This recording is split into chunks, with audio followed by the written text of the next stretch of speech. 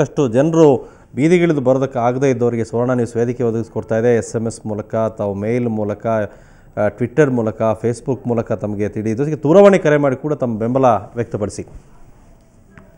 ಚಿಂತಾಮಣಿಯಿಂದ ವಿಶ್ವನಾಥ್ ಅನ್ನೋರಿಗೆ ಕರೆ ಮಾಡಿದ್ದಾರೆ. ವಿಶ್ವನಾಥ್ ಮಾತಾಡಿ. ಹಾಂ ಸರ್, ಹೇಳಿ ವಿಶ್ವನಾಥ್.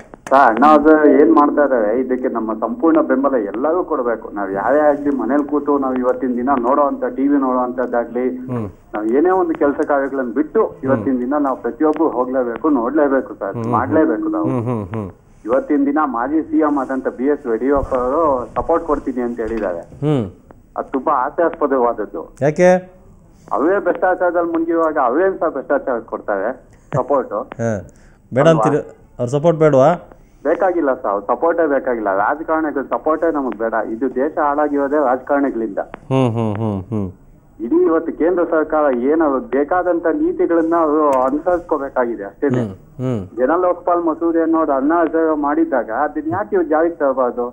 ಇವ್ರ ಅನುಕೂಲಕ್ಕೋಸ್ಕರ ಇವ್ರು ಹೆಂಗ್ ಬೇಕೋ ಹಂಗೆ ತಿದ್ಕೊಂತಾ ಇದಾರೆ ಸರ್. ಅದರಿಂದ ಏನಿದೆಯೋ ಅಣ್ಣಾಗೆ ಪ್ರತಿಯೊಬ್ಬರು ಸಪೋರ್ಟ್ ಕೊಡಿ ಅಂತ ದಯವಿಟ್ಟು ಎಲ್ಲಾರ್ಗು ನಾನು ಕೇಳ್ಕೊಂತಾ ಇದ್ದೀನಿ. Okay, thank you Vishwanath, thank you. ಇನ್ನೊಬ್ರು ಮಲ್ಲಿಕಾರ್ಜುನ್ ಯಾದಗಿರಿಯಿಂದ ಮಾತಾಡ್ತಾ ಇದ್ದಾರೆ. ಮಾತಾಡಿ ಮಲ್ಲಿಕಾರ್ಜುನ್. ಹಲೋ ಸರ್, ನಾನು ಸುವರ್ಣ ಚಾನಲ್ ನೋಡ್ತಿದ್ದೆ, ನಿಮ್ ಕಾಂಟ್ಯಾಕ್ಟ್ ನಂಬರ್ ಇಲ್ಲಿ ನೋಡ್ತಾ ಇದೆ ಸ್ಕ್ರೀನ್ ಮೇಲೆ. ಸರ್ ಅದು ಭ್ರಷ್ಟಾಚಾರದ್ದೇ ಅದು ಏನೋ ಕ್ವಶನ್ ಕೊಟ್ಟಿರಲ್ವಾ, ಒಂದು ಕ್ವಶನ್ ಬರ್ತಾ ಇತ್ತು, ಯಾವ ತರ ಶಿಕ್ಷೆ ಅಂತ.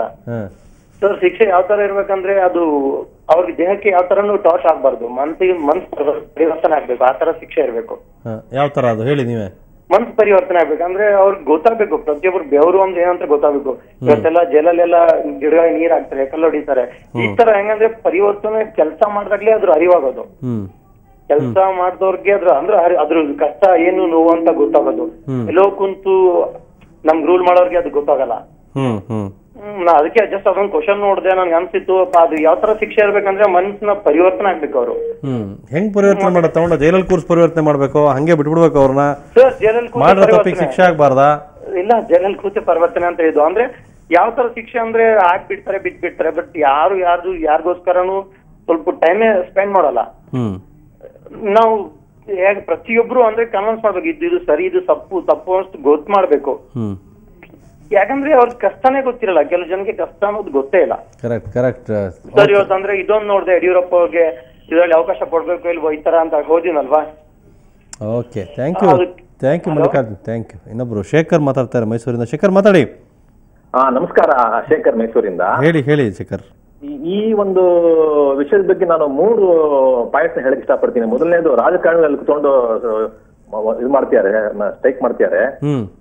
ಇದಕ್ಕಿಂತ ಇನ್ನೊಂದು ವಿಪರ್ಯಾಸ ಸಂಗತಿ ಇಲ್ಲ. ಇದು ನನ್ನ ಯಾವ್ದೋ ಕೋರ್ಸ್ಗೆ ಗೊತ್ತಾಗಲ್ಲ. ಇದು ಇವರಿಗೆ they don't have moral right. ಅವ್ರಿಗೆ ಯಾವ ನೈತಿಕ ಹಕ್ಕಿಲ್ಲ ಇಲ್ಲಿ ಬಂದು ಕುತ್ಕೊಳ್ಳಕ್ಕೆ. ಹಂಗ ಒಂದ್ ವೇಳೆ ಅವ್ರು ಮಾಡ್ಬೇಕು ಅಂದ್ರೆ ಅದು ಅಷ್ಟು ಹೋಗ್ಬಿಟ್ಟು ಧರ್ಮಸ್ಥಳ ಅಲ್ಲಿ ಆಣೆ ಮಾಡ್ಲಿ, ನಾವ್ ಯಾರು ಲಂಚ ತಗೊಂಡಿಲ್ಲ, ನಾವ್ಯಾರು ಬೆಸ್ಟ್ರಲ್ಲ ಅಂತ. ನಮ್ಗೆ ಮಾಡ್ತಾರ. ಎರಡನೇದು, ಇದೇನು ಒಂದು ಅಣ್ಣ ಹಾದರೆ ಒಂದು ನಡೀತಾ ಇದೆ movement, it is gaining momentum.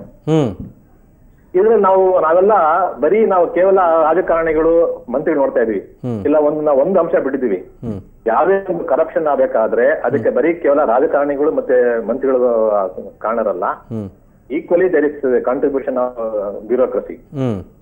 ಬಾಬುಗಳು, IAS ಇರ್ಬೋದು, IPS ಇರ್ಬೋದು, ಇವರ ಒಂದು ಸಹಕಾರ, ಸಮ್ಮತ ಅಥವಾ ನಾನಿಲ್ದಂಗೆ ಇದನ್ನ ಈ ತರ ಕರಪ್ಷನ್ ಸಾಧ್ಯವೇ ಇಲ್ಲ.